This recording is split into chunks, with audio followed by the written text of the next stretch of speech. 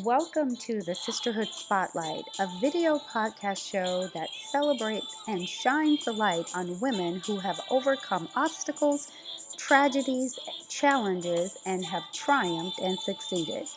You will hear the stories of amazing women who are entrepreneurs, community leaders, corporate professionals, and so many more.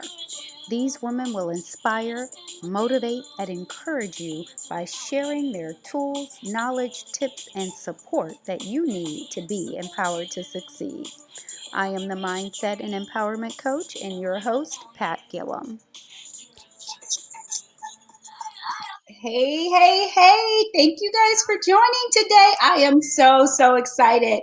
Hey, Jane, how are you? Listen, I am super freaking excited today because it is Saturday and we are days away from a huge momentous event. You guys, wanting to just really encourage everybody out there today to go out and exercise your right to vote.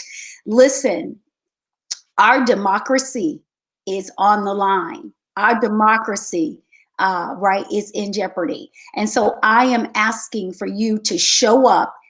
Use your voice, use your vote at the polls this year. And I have none other than my sister, my girlfriend, Denise Meridith, who is here joining me today in the Sisterhood Spotlight. And Denise, thank you for joining Sisterhood Spotlight. Welcome. Denise, before the audience gets to know a little bit about you, how important is it for people to get out and vote this year?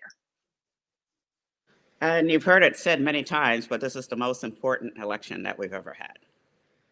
It's other times there have been minor threats to democracy, so to speak.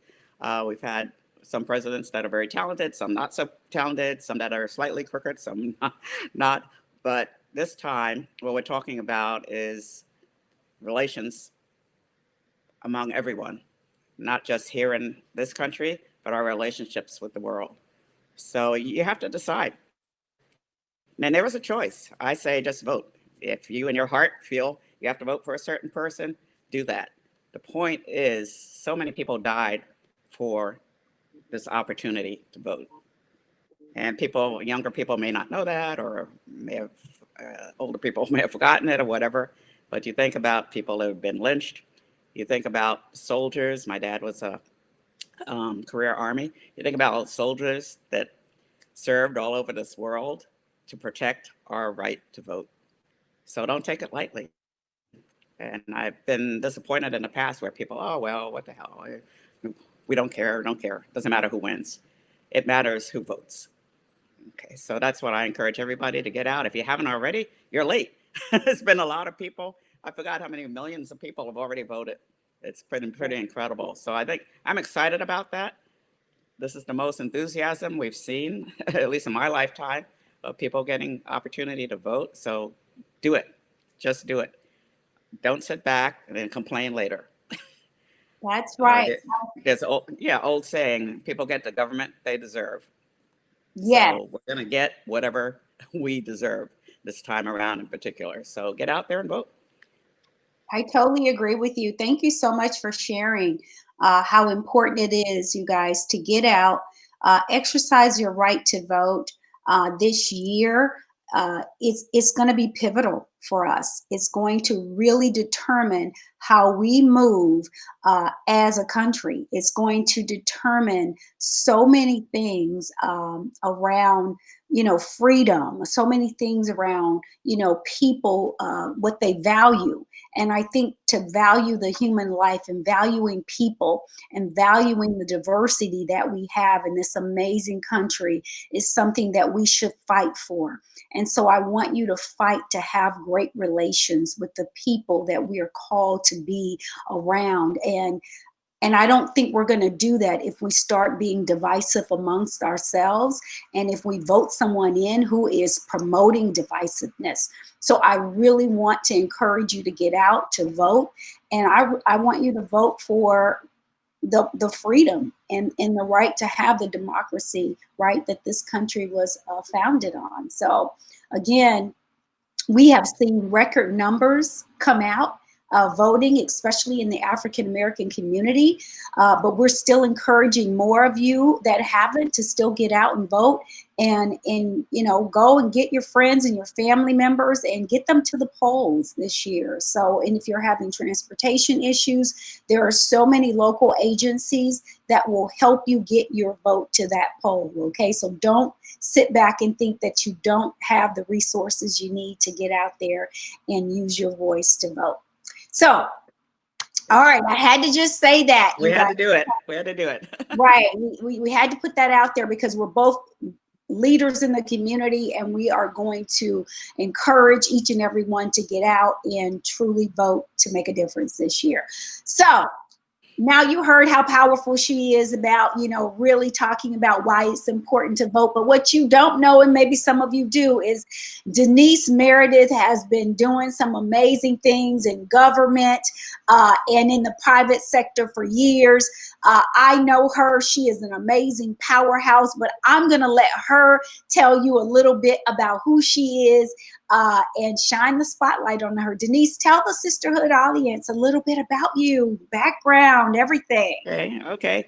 In the beginning, no, I was born in Brooklyn, New York. I'm very proud of that. Most people in New York are born in Brooklyn. It's a big borough, but anyway, about 8 million people or so. But I grew up in Queens. Queens was very different then. Queens was not gangster. It was Norman Rockwell.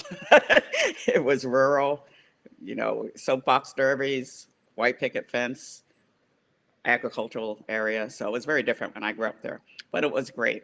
And everyone, believe it or not, got along. My neighborhood was totally integrated. We had Jews and Germans. We had Puerto Ricans, African Americans, regular white people, WASP. Okay, we had a little bit of everything. And that made a big difference in my life, to have that foundation. We went to each other's churches just to see what it's like. We ate each other's foods, went in and out of each other's houses for dinner. You got to learn all the rituals, all the traditions, all the values of all different people. So it was very, at that time, wasn't very unusual background. Now it's very unusual. Unfortunately, we've gone backwards and I think become more segregated than we were in the past. With that, I went to school, undergrad, Cornell University, got a BS there, a Bachelor of Science in Wildlife Biology, of all things. I wanted to be a vet, but at that time, this is the bad old days. At that time, they really weren't letting women be vets.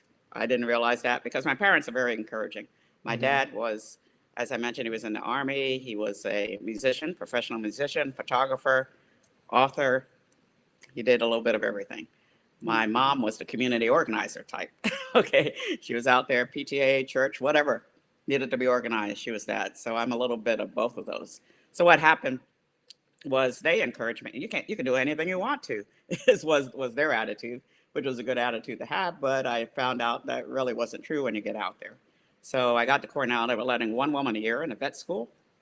Believe it or not, that was the quota there. I knew it wasn't going to be me because there was still a lot of racial tension going on. I tell people I went to college during the revolution. Okay, so we had Kent State and anti-war, women's rights, civil rights, all of that was going on when I was going to school. So I didn't, like a lot of people, I didn't really enjoy my time at Cornell. If you see very few people from my era, so to speak, go back to reunion because there wasn't the fraternity, sorority, everybody happy type of time. But I became really enamored with Cornell after I left, and I've been with them in many ways ever since. I was on the board of trustees of Cornell. I've taught online for Cornell for 10 years. I taught business and communications. So it's a great school. It's become a great school. University of Southern California is where I got my MPA. And I tell people never give up. I got my MPA 20 years after I got my undergraduate degree. I almost was not going to bother, but I was really enamored with public administration. I was in public administration at the time, so it was very helpful to me to learn about history. And this is one thing, Sandra Day O'Connor Foundation is one of the groups I support here. And Sandra Day O'Connor always pushed public administration. People in government need to know about government. And I think that's one thing that's lacking now. People in government don't seem to know anything about the history or the past or what you should do in government. After that, I was the very first woman, as you mentioned, to join the Bureau of Land Management. It's a federal agency, part of the Department of Interior. I almost put the title on my autobiography of 5,000 Cowboys and Me, because that's what it felt like. Most of the people in the Bureau of Land Management were range conservationists or foresters, and a few mining engineers, but the other two were the predominant. So to have a young Black woman, I was also like the youngest person that they hired. So to have a young Black woman approach or be entered into that environment was very unusual, probably worse for them than me. I grew up in New York, tough. I'm used to, made it through Cornell. So I'm used to struggles and breaking barriers and being the only one. But I was really different for the organization. But it was really great career, 29 years. I worked my way up. I did that by changing locations, changing jobs. I kept on the move. So I worked in 6 different states, and I was in the District of Columbia twice. I took on jobs that nobody else wanted to do. Most of the cowboys and the mining engineers and the foresters, they didn't want to do budget. They didn't want to do planning. That wasn't their forte, but it was mine, and that helped me ascend in that agency. Ultimately, I became the deputy director of the Bureau of Land Management during the Clinton administration. So I had 10,000 employees, 200 offices, and over $1 billion budget. So I learned a lot through that experience. But I decided Washington, as people realize, is not a place where things get done. It's a place where people talk about doing things. So I like to get things done. I'm a results-oriented person. So I was looking for someone to put in a job here in Arizona. Arizona's reputation was not very good, and it still is not the greatest nationwide, as far as people feeling that it's a very progressive state, which it is, but it's not the image that comes across on television. So I couldn't get any of my managers to move here. None of them wanted to come here, but I knew what the potential was here. I knew what the people were like here, and I decided, okay, I'll go myself. So I was reassigned myself, so to speak, to Arizona in 1995. I was 7 years. I was head of the Bureau of Land Management here. We designated 4 national monuments. I helped get the Arizona Trail started with Senator John McCain. Designated a lot of special areas. BLM and I can't say BLM anymore because that means something else. The Bureau of Land Management is a multiple use agency. So I also did things for off-road vehicles. We had special areas that we designated for them. So we tried to help everyone here. A lot of community development. So I did that, and then an early out opportunity came along in government where you could leave based on number of years and not your age. So guess what? I started with Bureau of Land Management 2 weeks out of Cornell. So I had a lot of years and not too much age. I was blessed in being able to retire from the federal government very young, very early. And then I started my own career, my own businesses, Denise Meridith Consultants, which I still have, started 19 years ago. That was a public relations type of agency. I started things like the Linking Sports and Communities, which was a youth sports organization. So I have an unusual career in that I've been in everything. So I had a nonprofit for 14 years as well. A lot of help on that, a lot of collaboration helped make that possible. And then 2 years ago, I came up with the world's best connectors. That was one of the nicknames that people gave me is, oh, you know everybody, or you're the world's best connector. So I decided to clone myself and create an organization for people like myself, people who are very good. I say that play well in the sandbox. They're very good with working with other people. And what we have is really a drive to help our economy recover here in Arizona. Pandemic is obviously something we didn't think about or plan on, but it's here. Got to deal with reality, and we want to help other businesses get back on their feet. Wow. Listen, yeah, I told you guys she was phenomenal, right? Y'all, I'm telling you, do not sleep on Denise Meredith. She is one of those very, I think, understated leaders here in our community who has done some great things. She didn't even tell you all the stuff she's done. I mean, she again has had a very vast, like, background knowledge of starting things. I know her as a starter. Again, when I look at, who she is, she sees a need. Again, as a leader, she saw the need in Arizona. She came out here herself because she couldn't get anybody to do it. And she helped create the Black Chamber of Commerce. We would not have a Black Chamber of Commerce in Arizona if it were not for Denise Meredith. So I love her vision. I love the fact that she's always in it to try to see, how do I help? How do I serve? And how do I support? And I love what she's done with her latest venture, is the World Best Connectors, because she really is trying to stimulate not only people, but the economy here in Arizona too. And I love she has something that's called the 5 C's, right? So Yes. Denise, in addition to being so many great things, an author, you run a nonprofit, you have profitable business, public relations background. She didn't even tell you guys she's a contributing writer to so many different magazines, publications, business journals. I'm telling you, she is phenomenal. This is someone you really want to connect with, okay? Okay. But Denise, what are those 5 C's and how did they come about for you? Okay. Some people may be old enough to remember Bruce Babbitt being the governor of Arizona here. But he went from governor to be Secretary of Interior during the Clinton administration. So I worked for Bruce there. And when I was moving out to Arizona, he was so happy. He says, they need somebody that understands transitions.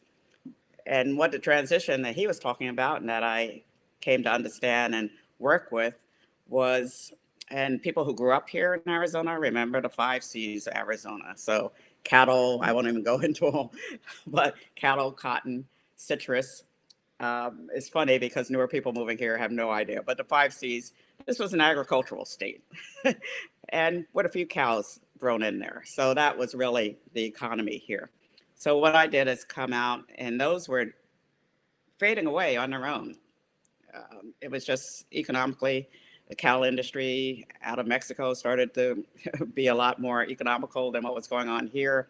Uh, Younger people didn't want to carry on with the farm that their parents had and their grandparents had. So ranching and all the farming and all those types of things were dying out. But recreation, we live in a spectacular place. It's a paradise as far as I'm concerned. There's no snow. There's no natural disasters. So you could focus on recreation and tourism. So that's what I did. So the 5 C's, though, what I thought is like, well, the old 5 C's just don't apply anymore. So the new 5 C's, the things that we work with in the world's best connectors, are connections. And the 5 connections are: 1, with family. We work with C-suite executives. That's who we focus on in our groups. So CEOs, as we found out this year, aren't really that great with families. Okay, they're not used to being around their family all the time, so they need some help with that. So families is one of our C's. Second one is employees. Last year we focused on things like the generational gap. Millennials, how many people have heard or probably said themselves, "Oh, I hate millennials." Okay, can't hate millennials. They're here. They're important to us. We need to work with them. So we worked on some of the generational issues. This year, employees, it's working from home. So that's the thrust of what we're dealing with now. Clients is the third C, and clients is what most of us do as business people. We have clients. That's what we're looking for. So we help, we create deals, we help people make deals, etc.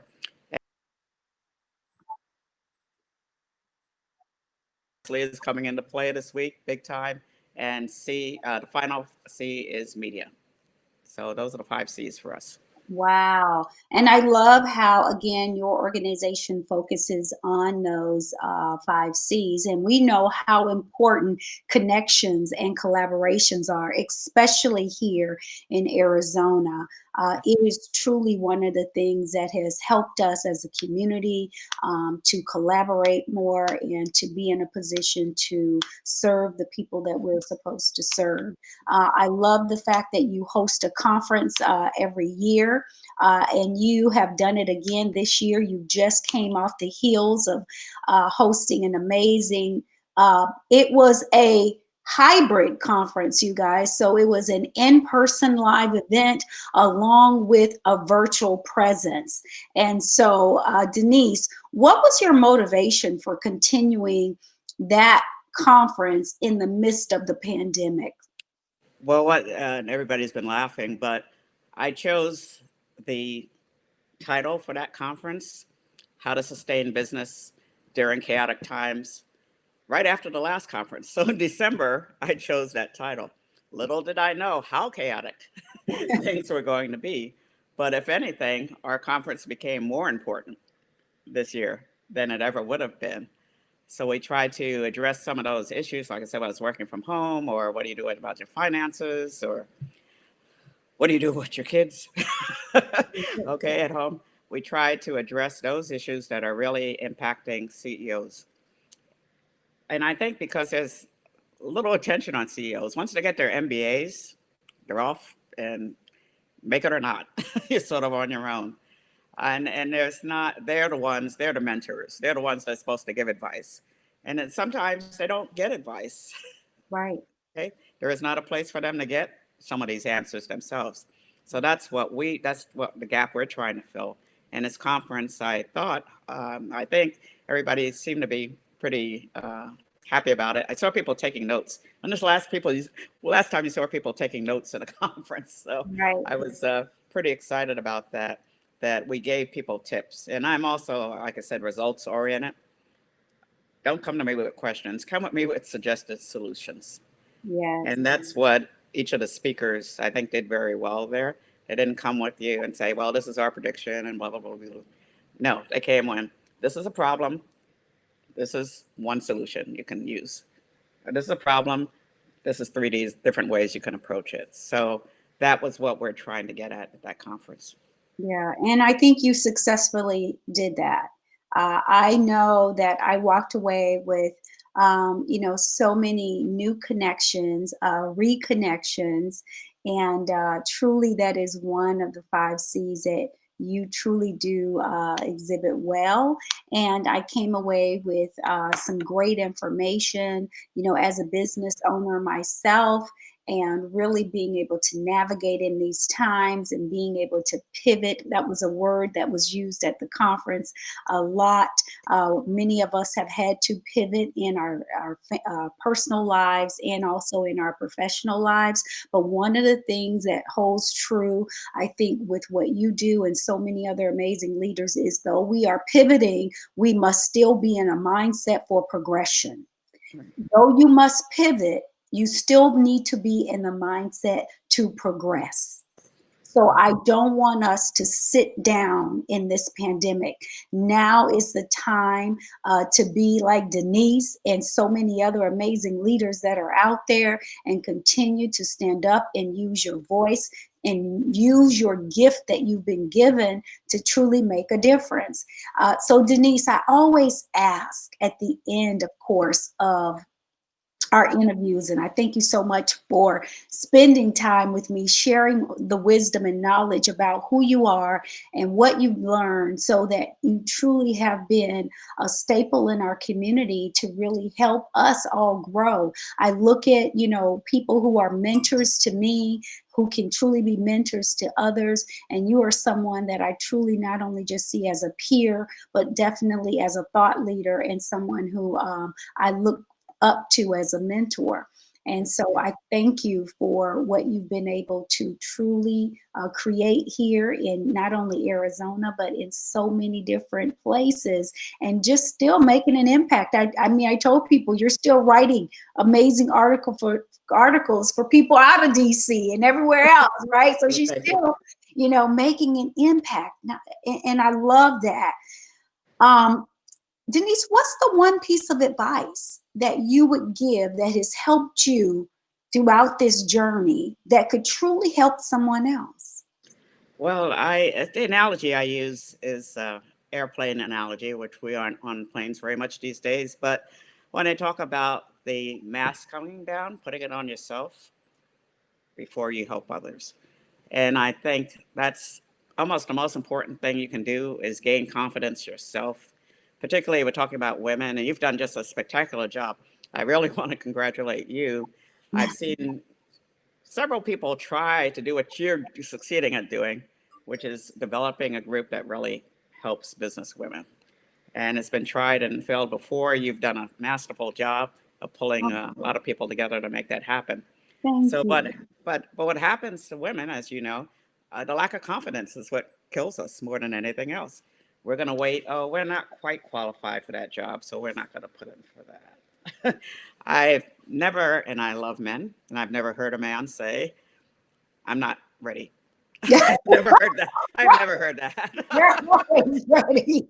Okay, women, even if they're over ready, they're thinking that they're not ready. So you have to develop that self confidence. Me growing up in Brooklyn, that helped. But wherever you're from, you have to grow up with that self confidence to persevere. Going to be so many people trying to stop you. You need to have that confidence that you can do what you need to do. And as importantly, and I always try to make this point, bring other people with you. I used to Yeah. give, I used to give a talk about the one and onlys, I call them.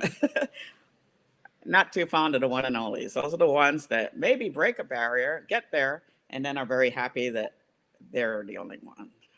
We can't have that. That's not going to Right. work anymore. So once you have the confidence to pass it on to others, to help others get in there with you, even people that are smarter than you, okay? I always try to hire the smartest people I can get. That means less I have to do, okay? So don't be intimidated. Surround yourself with smart people and persevere.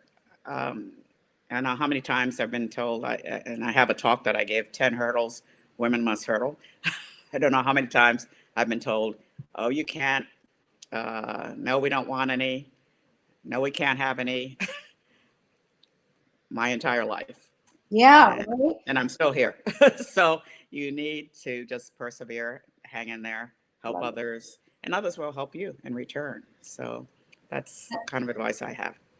I love that. I love that. And I thank you for coming on today. Now, how can people connect with you at World's Best Connector? Okay, our website is www.thewbcs.com. So it's the WBCs.com. I'm sort of a science fiction nut. One of my hobbies, science fiction, Comic Cons, and things like that. So we're the WBCs. Think of us as superheroes. Woo-hoo! I love that. You guys see that going across the screen right now. That's our logo. Connect- So think of us as the WBCs, as superheroes. We're here to help you. Give us a call, 602-763-9900. And my email, the one you can most likely use is info@thewbcs.com. Well, you guys heard it here. The way to connect with her, you see it on the screen right now, is at thewbcs.com. And if you need to send out a quick email, info@thewbscs.com. Denise Meridith, my sister, my girlfriend, thank you so much for allowing me to shine the spotlight on you today. I wish you nothing but the best and much success along this journey that you are on. Thank you guys for watching us today, watching Sisterhood Spotlight. If you are watching on YouTube, thank you, or listening to us on our podcast. We thank you. If you have not yet subscribe to our YouTube channel. Go over there at Sisterhood Extravaganza today. We're going to bring you more amazing spotlights of women who are doing amazing things in the community, and they are all empowered to succeed. You guys enjoy the rest of your Saturday. We love you. Thank you. Take care.